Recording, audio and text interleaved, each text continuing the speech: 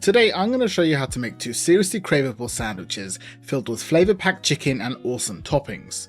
The first is an homage to chicken doner kebab with its salads and sauce, and the second one is a spin on a classic Moroccan tagine.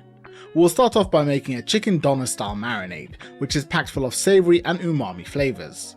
The first step to making it is to juice a small onion, so cut it into quarters and then add those to a food processor. Blend that until the onion breaks down and turns liquidy, then pour that into a strainer and let the onion juice drain out. The reason why this is used is that it adds loads of flavour to marinades, it caramelizes nicely on foods, and it helps tenderize meat as well. When you've got your onion juice, mince and add 3 cloves of garlic, then follow that up with 30 grams of yogurt. Now I'll add 15 grams of tomato paste and then 15 grams of red pepper paste, which you can also replace with tomato paste. Next is half a lemon freshly squeezed or about 1 tablespoon, and then 15 grams of olive oil. For the spices, add 1 teaspoon each of salt and Turkish oregano, then half a teaspoon each of black pepper and ground cumin, and then a quarter teaspoon of cayenne pepper. Mix all the ingredients together until it's well blended and the marinade is now ready. At this point you need to prep the chicken. I recommend using chicken thighs because they're easier to keep juicy than chicken breast, so I'm cutting up 500 grams of chicken thighs into bite-sized pieces and trimming off any excess fat. You can cut these into strips as well, but I prefer the chunkier texture of cubes in a sandwich. Then you add the chopped pieces of chicken into the marinade and give it a very thorough mix so all the chicken is well coated. The flavour will improve the longer it marinates, but if you're in a rush you can use it right away.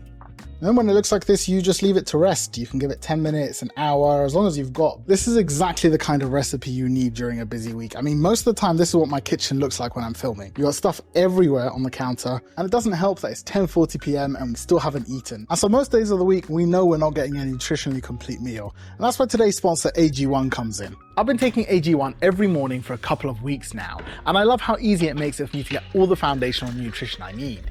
I rarely eat breakfast, so I start my day by adding a scoop of powder to some water, and that combination of 75 minerals, vitamins, probiotics and more gets my day going. It replenishes my body with a broad spectrum of nutrients, and as someone who doesn't like eating in the morning, I appreciate that it has a thin watery texture.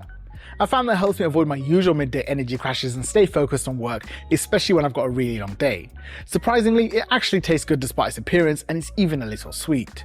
Best thing is that it takes all the work out of keeping on top of my usual supplements and vitamins, and it's backed by a 90-day money-back guarantee. To see how AG1 works for you, go to drinkag1.com/MiddleEast and get a 1-year supply of vitamin DK2 drops and also 5 travel packs for free with your first purchase of AG1. Thanks AG1. Now while the chicken marinades, let's do the toppings, starting with some pickled red cabbage. This is a classic side for any Turkish kebab, and I personally think it's better than the pickled onions that get a lot of love online. Slice the red cabbage into quarters and then shave those down into strips about this wide. Just take care that you don't stain your fingers while you're doing this. Add all the cabbage to a bowl and then pour in some water and give the cabbage a good rinse.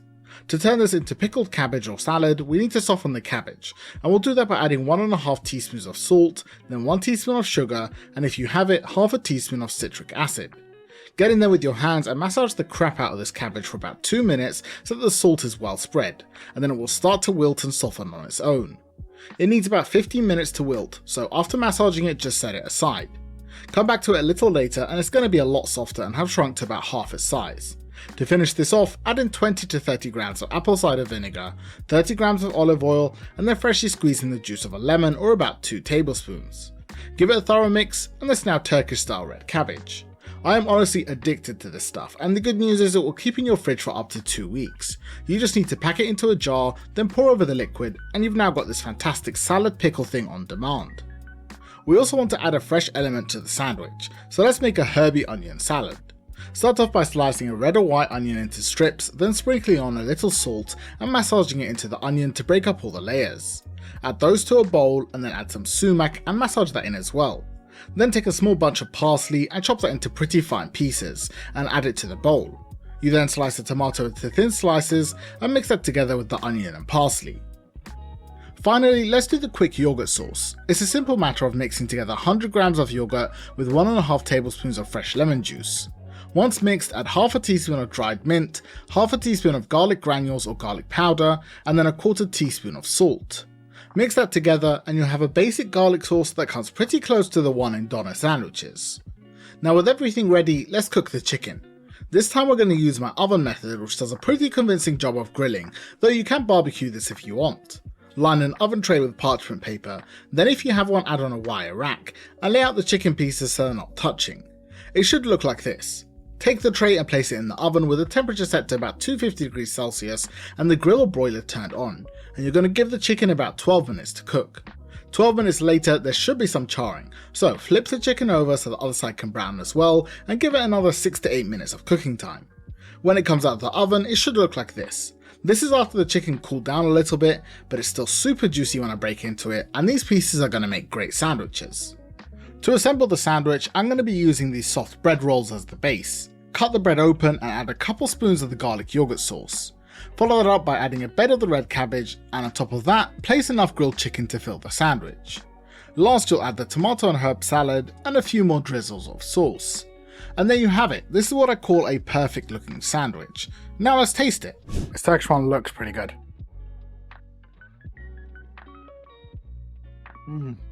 That Turkish one tastes just like a chicken doner kebab. That is a 10 out of 10 sandwich. I'd eat that any day of the week. Now this second sandwich has less components, but it's no less flavorful.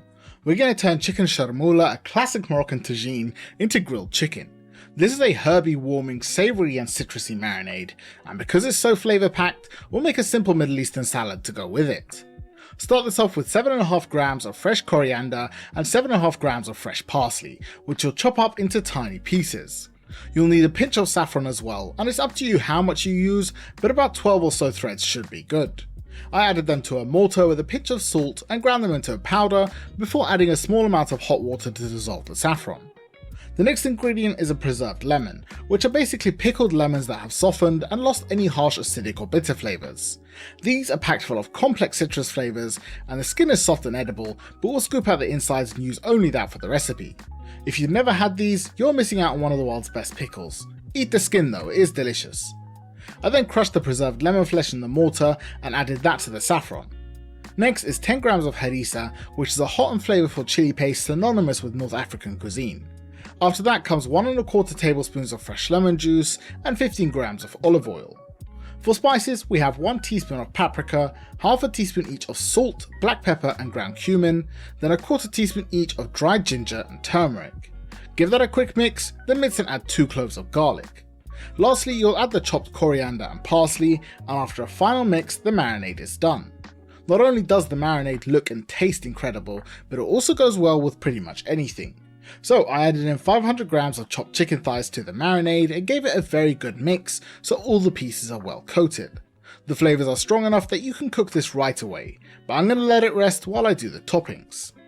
And like I said, we don't need any crazy flavourful toppings, so the first is a regular Middle Eastern salad that I chopped extra small.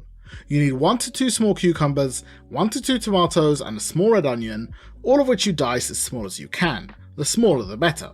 Once it's all chopped, squeeze in the juice of a whole lemon, then crack in about a 1/4 teaspoon of salt, 1/8 teaspoon of black pepper, and then pour in 1 to 2 tablespoons of olive oil. Give it a thorough mix and it will start wilting right away, and the flavours will really start merging together. Just make sure to drain off the excess liquid when you come to add it to the sandwich. The other topping we're going to add is some shredded lettuce. So stack a bunch of lettuce leaves and then slice them really finely so you have a pile like this. Now I think it's time to cook the chicken. This time around I'm going to use my air fryer, but any cooking technique will work, and I've heated it to 205 degrees Celsius. Once it has preheated, I added the chicken pieces to the basket and spaced them out. Then I put it in the air fryer to cook for 17 minutes. Partway through cooking, I flipped the pieces of chicken over and then put them back in to finish cooking. And here's how it turned out. We got some good charring on the chicken and the pieces are nice and juicy, exactly how we want them for the sandwich. To assemble this, we squeezed some roast garlic mayo onto our bread and then topped that with a handful of shredded lettuce. Then it was time for the pieces of chicken, and after laying those on there, we added in a few spoonfuls of the diced salad and it was done. Like I said, this is a simpler sandwich than the first, but when you take a bite, you'll understand why the toppings are so simple. Let's dig in.